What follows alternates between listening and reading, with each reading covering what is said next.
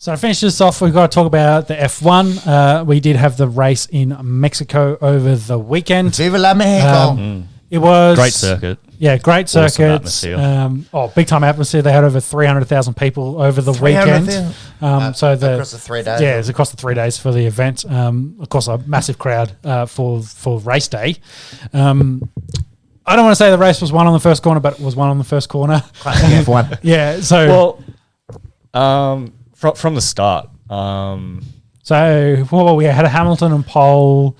Max was... I think Bottas was on pole. Hamilton was 2. Yes, right, 2, and then Max was 3, and then Perez behind them. Yep. And I think after qualifying, leading to the main race, Max even said he prefers 3. Yeah, just because he's on the same side right behind Bottas. Yeah, and you definitely saw it right from the get-go. He caught the slipstream behind Bottas and Hamilton and was able to, I guess, outbrake him into the first corner, getting the lead. Mm-hmm. Bottas, obviously being stuck in the middle on... Inside corner, then had to cut across, and then that's where I guess we saw the tangle with Ricciardo. Yeah, so Ricciardo flying through. He had an excellent start, was pushing his way into a top 4 kind of spot.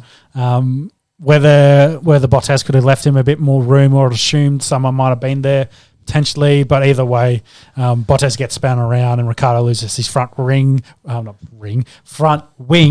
He lost his front ring. How's the back? his wing, so he had to go. Didn't know he was Jewish. Muggy. Either way, they both had that ruined their races. Max basically led the entire race from there on. Hamilton did try a couple of times to fight back that position through tyre strategy, but Max had him covered. He absolutely dominated this race and was P1. Perez, with Hamilton trying different tyre strategies to get Max, Perez came back through late in the race and was very close. Holds on for third. In total, I think Max added another 7 to 8 points on his lead, so he's got a 20-point lead now on Hamilton for this upcoming race. As before, Bottas and Ricciardo, I didn't think finished in the top 10 after ruining theirs. So Norris didn't have a great race either. So the McLaren had a bad week. Ferrari had a good week. They were 4th and 5th. I've just got their overall driver standings here. So I think they were 4th and 5th for Leclerc and Sainz, which then pushed them. I think they're like 6 or 7 points ahead of McLaren now in their battle for 3 and 4 in the championship. The battle for Red Bull and Mercedes in 1 and 2 is also very close. I think Mercedes, of course, still in front, but over the weekend, the results helped them. That's it. It was interesting because with Bottas, because I think was it like a 2 pit stop strategy for most teams towards the end of the race because Bottas was so far behind and was out of points. They pitted him again because Verstappen had the fastest lap. Get it.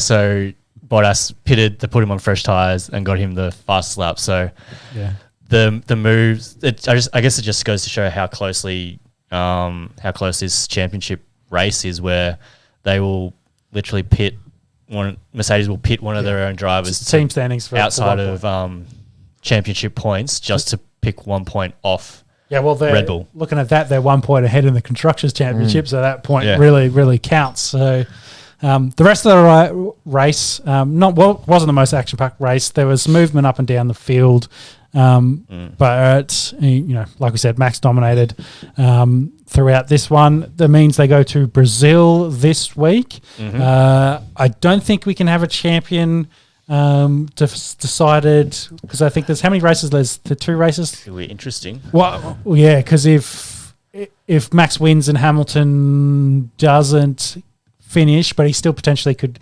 The flip side of that, he could win the 2 final races, Max DNF, and both of those and win. So I don't think we'll have a winner in this one. So we're going right down to the end of the championship. Yeah. But what's happening with the cars, James? Yeah. So so what's happened? So they've gone from Mexico to Brazil. They obviously have to freight everything across, and some teams, I'm not sure how widespread it is, but have not got their cars or equipment in time. So there's been a delay in the freight. I think normally there's a curfew. In practice terms meant of, to start today and actually might be on. Oh no, the time zone will be in the morning for us. Yeah. So generally speaking, they've got like pretty strict time structures where the teams can work on the cars and they have to have a certain amount of hours where no one's working or touching the cars before free practice. But they've had to remove all those curfews because teams literally don't have engines to put into cars and stuff. I think I saw a picture of the McLaren garage today and it was bare of pretty much everything. So I think they're going to be in a bit of a rush this weekend to Crazy. to get cars on the track. There was Pepsi in there playing guitar. Fucking no one else wanted to be there. That's it. But yeah, by all accounts, potentially an interesting race. So I think this is going to be the last race where they're going to have sprint races qualifying. Sprint qualifying. That's big points wise as well. Yeah, big points wise. And I think that also leads into next season. I think they've been talking about trying to introduce more sprint races. Changing up, I think, the point system for sprint racing to make it less relevant in terms of championship points, but still competitive enough. Okay. So which means it would be less points than the 3-2-1 it is now. I think so. Yeah, I'm not too sure what the new structure is. Maybe it's just I think a change of the 3-2-1 format. I think they were changing how it affects qualifying for the main race. Oh, okay, that makes more sense. Yeah. Yep. So they've got the sprint race this week. I think news today also, Hamilton is going to have to take a 5-spot grid penalty because he is putting in a new engine. Yep. So will also play into the championship. Big for this weekend. Yeah. So, I mean, 5-place grid penalty for Hamilton doesn't really mean too much, especially if it means he is getting a new engine. Yeah, 1 to 5 though. Still, he's got to make up 5 spots if Max's ends up being 1. So. You do, but it's in terms of like that. He couldn't have made up 5 spots in that Mexican race. Let's put it that way. True. So. But I mean, new engine. So see how it plays. I mean, sprint race as well for qualifying. Yeah, those 3 points are going to be big. It'll be it's going to be interesting. Competitive sprint race, I reckon. So yeah. So it should be a good one to watch this weekend.